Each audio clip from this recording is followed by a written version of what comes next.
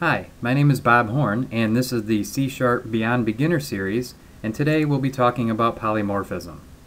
The four things I'd like to talk to you about today: what do you get out of this? What is polymorphism? We're going to look at some C# code, some examples with and without polymorphism, and we'll be writing some code as well. And then finally we'll talk about the benefits. What do we gain by using polymorphism? So what do you get out of this? First, you become a better programmer. By using polymorphism, you add another tool to your programming toolbox. I like to say that if you don't learn, you end up solving problems the way you know how to solve them instead of the way they should be solved. It's like the old saying, if all you have is a hammer, everything looks like a nail. And if you become a better programmer, you create better systems. And if you create better systems, you have less of a maintenance burden going forward. You can focus on feature enhancements instead of bug fixes. Alright, so what is polymorphism?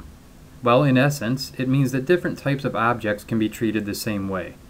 And this is accomplished by having classes share a common interface or base class. In this example here, we have an animal base class, and we have three animals, cat, dog, and mouse, that derive from the animal base class. Now this is simple inheritance. What does this have to do with polymorphism? The caller. The caller now only has to deal with animal, and it doesn't know or care which type of animal it's really dealing with and how that animal speaks. And this will become more clear as we go through the example. To further illustrate polymorphism, let's take a look at some code that doesn't use polymorphism. We loop through the animals here, and we check each type of animal in the loop. If it's a cat, we write to the console meow, and if it's a dog, we write bark, and so on. Now, code that uses polymorphism looks like this. We still loop through the animals, but instead of detecting what type of animal it is and then writing to the console how the animal should speak, we delegate to the animal itself to do the behavior, to do the speaking. We just call animal.speak. In our version that doesn't use polymorphism, we have to change this code every time we add a new animal. We also have to change it if we delete an animal or change the behavior of the animal, how it speaks. In our version that uses polymorphism, this code never changes. Alright, so let's get into some code. Let's see how this looks in C#. The business problem that we're going to solve is we're going to go through a widget approval process. We have a widget and we have some rules about whether that widget can be approved. So the first thing we'll do is take a look at our domain entity widget. You can see it just has 5 properties, an ID and a process code and so forth. And if we hop over to the code, we create a new widget and we give it some values. And let's take a look at what our rule approval process would look like without using polymorphism. When we don't use polymorphism, we typically have if statements clustered together. And in this case, we have 4. In our first if statement, we check the process code. If it's 2112 or 1974, we set our canApprove variable equal to false. Then we check the enabled property of the widget. If it's false, we set canApprove to false. And then we check to see if the widget has existed for 7 days, and we check the number of defects. Once we get through all that, we check our canApprove variable. If we can approve, we call our perform approval method, and if we can't, we just write to the console letting the user know that it wasn't approved. Now, what would this look like using polymorphism?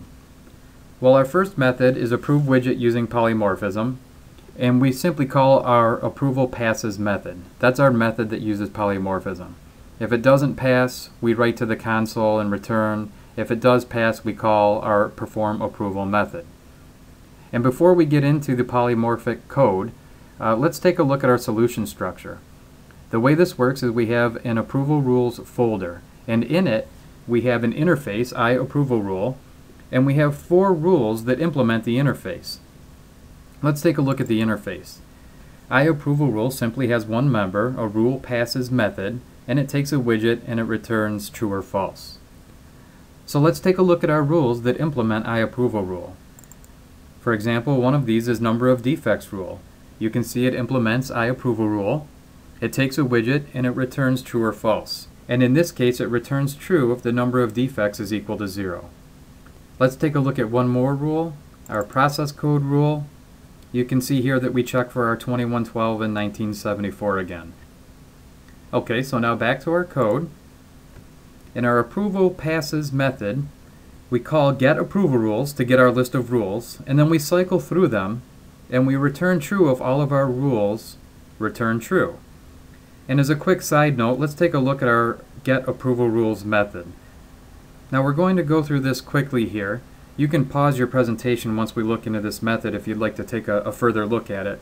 But this method here, we have a helper utility called reflection utility, and we call get objects for an interface, and we use our I approval rule. So what this method does is it returns an instance of any class that implements I approval rule. So back to our polymorphism, I think the best way to do this is let's just run the code, and we'll put a breakpoint right here, and let's go ahead and run it. And we're looping through our rules right now. So if we hit F11, if we step through this, we can see that we're in our number of defects rule, and our number of defects rule checks the number of defects, and it is equal to 0, so this rule will return true.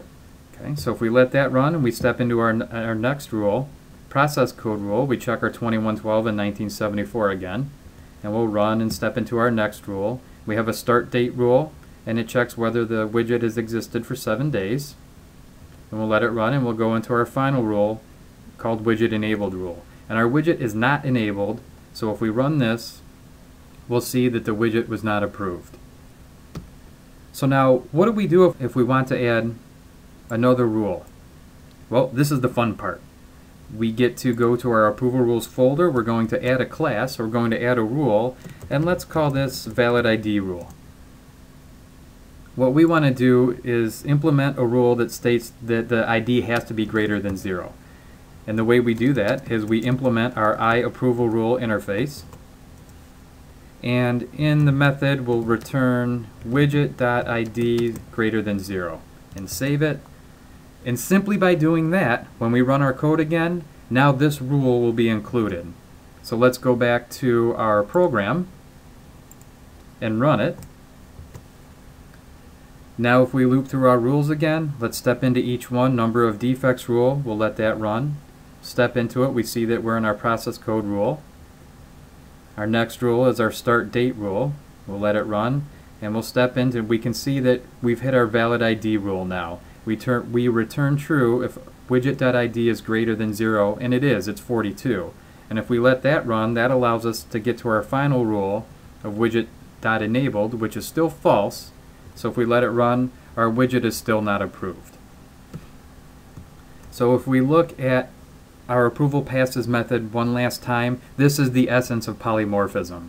This method doesn't know or care how many rules we have or what each rule does.